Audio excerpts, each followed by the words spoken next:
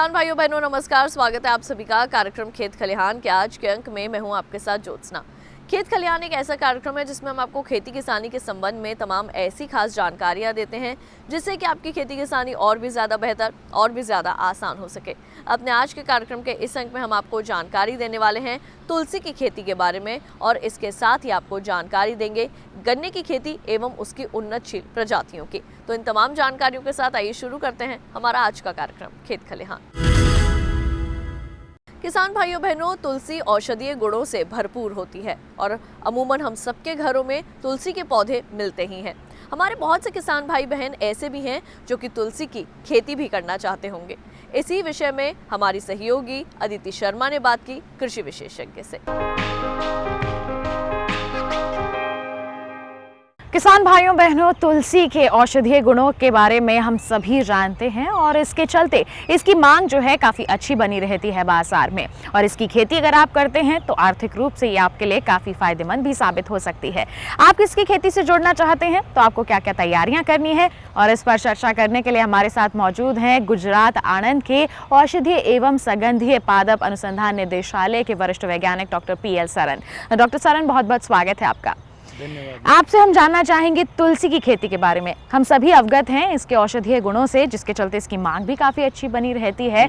हमारे किसान इसकी खेती अपनाएं, इसके लिए उन्हें क्या क्या तैयारी करने की ज़रूरत होगी? तुलसी औषधीय एवं सुगंधीय दोनों ग्रुप में सम्मिलित किया जाता है, क्योंकि तुलसी के औषधीय गुण भी हैं और उससे जो तेल निकलता है वो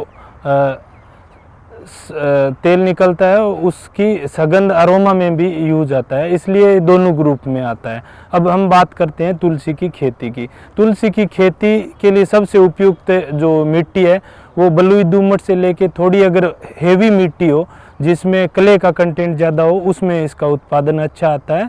और उसके खेत की तैयारी करने के लिए जो बलुई दोमट मिट्टी वाला खेत है या जिसमें थोड़ी चिकनी मिट्टी की मात्रा ज़्यादा है, उसकी अच्छे से 2 क्रॉस जुताई करने के बाद में सिंचाई कर दें। जी बिल्कुल। तो ये तमाम तैयारियां हैं अगर हमारे किसान तुलसी की खेती करना चाहते हैं तो उनको करने की ज़रूरत है। अब मैं आपसे जानना चाहूँगी कितने प्रकार की तुलसी होती है जिसकी खेती सफलतापूर्वक हमारे किसान कर सकते हैं? वैसे तुलसी की बहुत सारी प्रजातियां हैं, लेकिन मुख्यतः अगर हम तुलसी की बात करें तो उसमें रामा और श्यामा 2 तुलसियाँ आती हैं।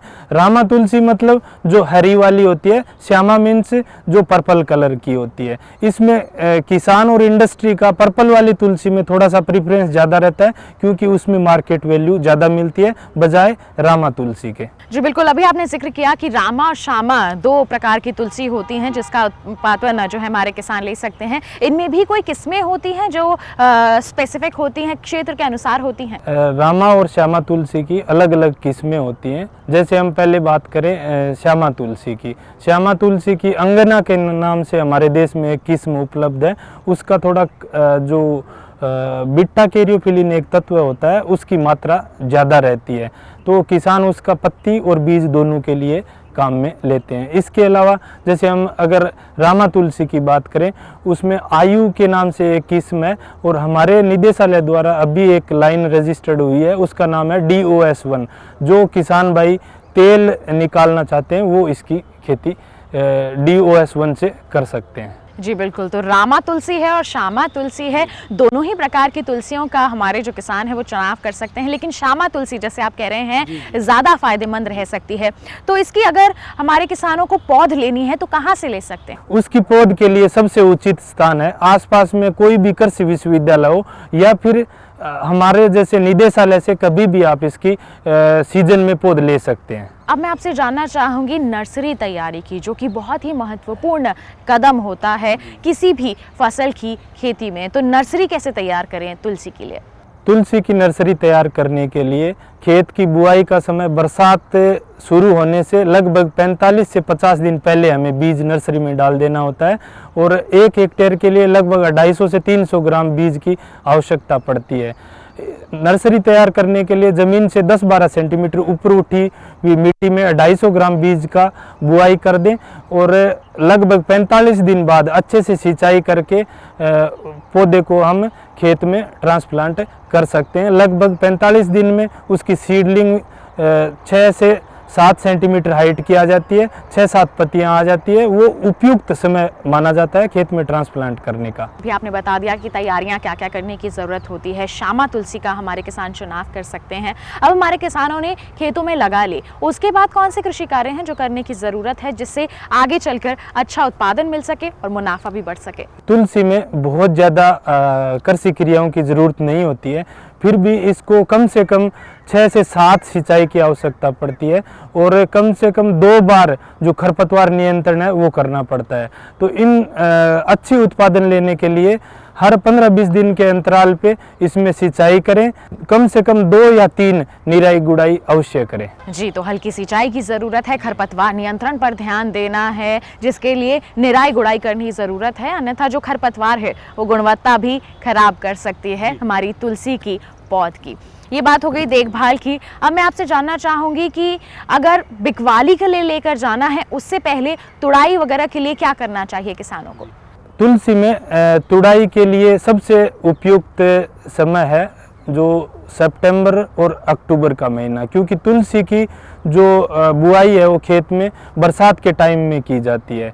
बरसात के टाइम बुआई होने के लगभग 60 से 65 दिन में उस तुलसी का पौधा कटाई के लिए तैयार हो जाता है।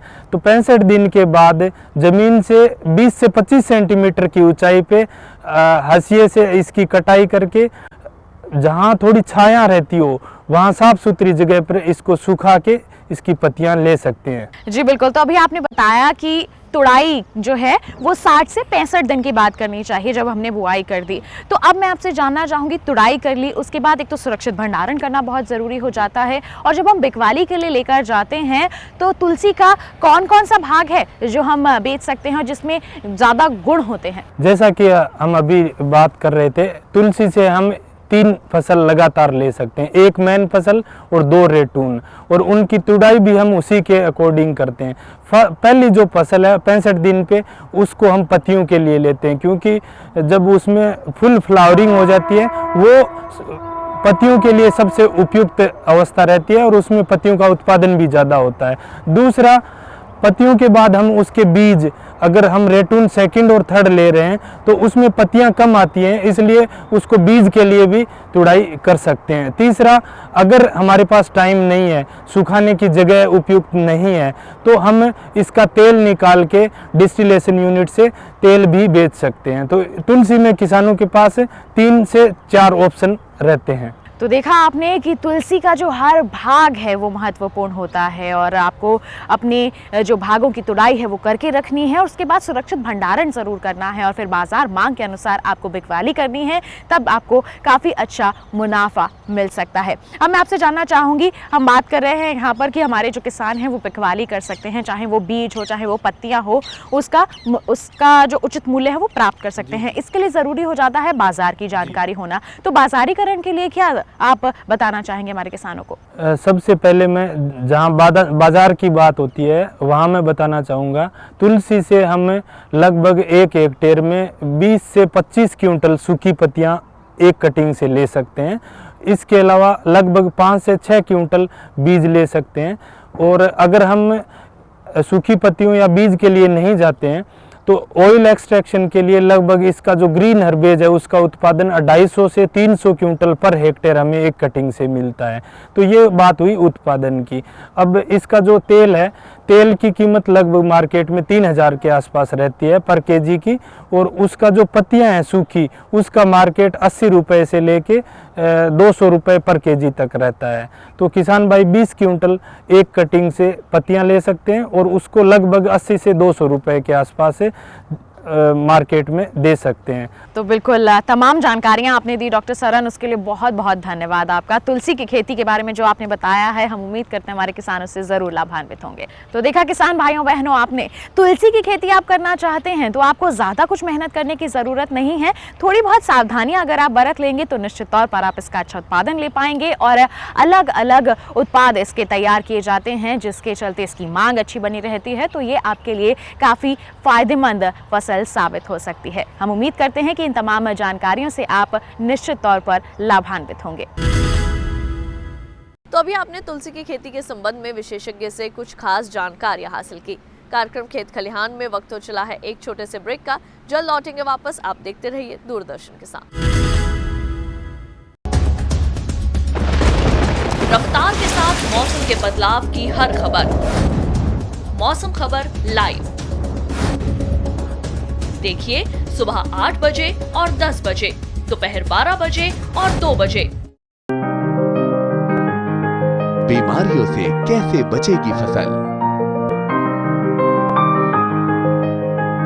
मवेशियों की मुश्किलों का क्या है हल, कहां से लाएं बीज, कितनी लगेगी खाद, किसानों के हर फोन का विशेषज्ञ देंगे जवाब।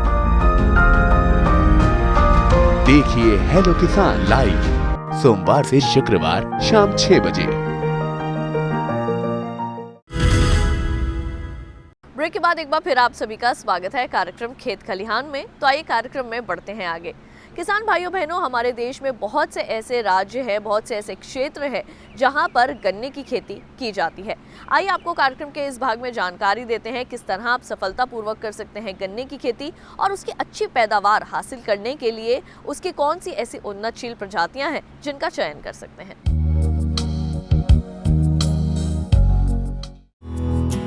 व्यावसायिक फसलों में गन्ने का महत्वपूर्ण स्थान है। गन्ने की खेती के लिए गर्म जलवायु अच्छी मानी जाती है। अच्छे विकास के लिए तापमान 26 से 32 डिग्री सेल्सियस ग्रेड उत्पन्न होता है। देश में गन्ने की खेती 5 मिलियन हेक्टेयर क्षेत्र में की जाती है, जिसकी औसत उत्पादकता 71.67 टन प्रति हेक्टेयर है। देश में गन्ने की खेती उत्तर प्रदेश, मध्य प्रदेश, गुजरात, पंजाब, हरियाणा, आंध्र प्रदेश, तमिलनाडु, कर्नाटक तथा महाराष्ट्र में प्रमुखता से की जाती है।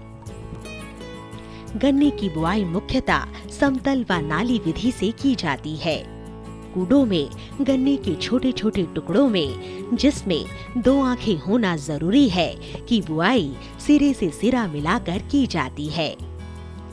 नाली विधि में 90 सेंटीमीटर की दूरी पर 45 सेंटीमीटर चौड़ी नाली बना ली जाती है तथा नाली में बीज को सिरे से सिरा मिलाकर बुआई की जाती है और बीज को मिट्टी से दबा देते हैं। उन्नत सस्य क्रियाएं अपनाई जाए तो गन्ने से 80 से 100 टन प्रति हेक्टेयर तक पैदावार ली जा सकती है। गन्ने की प्रमुख प्रजातियों के रूप में जो कि उत्तर पूर्वी भारत या उत्तर पश्चिमी भारत में प्रचलित हैं, उनमें जो मुख्य प्रजातियां हैं CO 0238, CO 0239, CO 98014 तथा CO 118। यह प्रजातियां बहुत अच्छा इस समय पैदावार दे रही हैं तथा साथ में चीनी का परता भी बहुत अच्छा है, जिसको हम शुगर रिकवरी कहते हैं। अभी इस साल का हम किसान भाइयों को बताना चाहेंगे कि जो औसत चीनी परता है वह 12% से अधिक है और इसके अलावा उत्पादन में भी काफ़ी अच्छी वृद्धि हो रही है। आम तौर पे उत्तर पूर्वी या पश्चिमी भारत में गन्ने की पैदावार 60 टन प्रति हेक्टेयर पाई जाती है लगभग, लेकिन जब से ये प्रजातियां विशेष करके CO 0238 का पदार्पण हुआ है, इससे यह पैदावार बढ़कर लगभग 90 से 95 टन प्रति हेक्टेयर तक पाई जा रही है। बहुत सारे किसान इसको 100 टन से भी ज़्यादा उत्पादन ले रहे हैं। तो यहाँ पर यह बताना उचित होगा कि यह प्रजाति न केवल किसानों को फ़ायदा दे रही है, बल्कि इसके साथ साथ किसान साथियों के साथ जो चीनी मिलें हैं उनको भी ज़्यादा चीनी का परता होने के नाते लाभ पहुंचा रही है। अब प्रश्न उठता है कि इन प्रजातियों को कैसे हम पाएं। सरकार की बहुत सारी स्कीमें हैं जिसमें कि गन्ने की प्रजाति किसान स्वयं उगा सकते हैं। उसके लिए आवश्यकता है कि गन्ने की प्रजाति को कैसे लगाएं।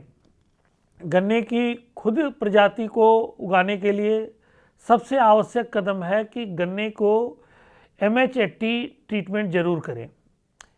अगर कुछ भी न संभव हो तो यहाँ पर हम बताएंगे कि जो मुख्य रूप से बीमारियां हैं, जैसे GSD हुआ या red rot of sugarcane, जो कि गन्ने में बहुत प्रॉब्लम पाई जाती है, इसके लिए 50 डिग्री सेंटीग्रेड पानी को गर्म करें और उसमें गन्ने की सेट को 1 से 1.5 घंटे अगर डुबाएं और उसके बाद बाहर कर दें तथा अगले दिन अगर इसको खेत में बुआई करते हैं तो फसल की अच्छी जमा होती है। और बीज को चयन करते समय यहाँ ध्यान देने की बात है कि बीज का ऊपर का 1/3 हिस्सा ही बीज में प्रयोग करें, क्योंकि नीचे के जो हिस्से में चूँकि चीनी की मात्रा ज़्यादा होती है अतः जमाव कम होता है। और 3 बडेड सेट का उपयोग वांछनीय है। इन सेट को, गन्ने की जो सेट हैं, गेड़िया जिसको बोलते हैं, उनकी आँख से आँख मिलाकर बुआई करने पे जमाव अच्छा होता है। इसके अलावा ये भी ज़रूरी है कि किस विधि से हम गन्ने की बुआई करें। गन्ने की आमतौर पे 2 विधियां ज़्यादा प्रचलन में हैं। एक तो ट्रेंच विधि और दूसरा पेयर्ड प्लांटिंग। ट्रेंच विधि जहाँ तक आवश्यकता की बात है, जिन क्षेत्रों में गन्ने की फसल बढ़वार ज़्यादा होती है, फसल गिर जाती है, वहाँ पे ट्रेंच विधि से हम बुआई की संस्तुति करते हैं। इसमें एक ट्रेंच से दूसरे ट्रेंच के बीच की दूरी कम से कम 90 सेंटीमीटर रखनी चाहिए। फरवरी के मार्च के माह में अगर आप बुआई करते हैं तो, लेकिन यह दूरी 75 सेंटीमीटर की जा सकती है अगर आप गर्मी की बुआई करते हैं। इसी तरह अगर पेयर्ड प्लांटिंग की बात करते हैं, यह नई तकनीकी विकसित की गई है। इसको कई किसान कई क्षेत्रों में सीढ़ीनुमा खेती की भी चर्चा करते हैं। इसमें गन्ने की 2 आँखें एक साथ काटते हैं और उनको हम सीढ़ी के रूप में, सीधे सीधे न लगा के सीढ़ी के रूप में बुआई करते हैं और यहाँ पर एक पंक्ति से दूसरे पंक्ति की दूरी कम से कम 120 सेंटीमीटर रखते हैं, जिससे 2 पंक्तियाँ एक साथ में जमा होता है।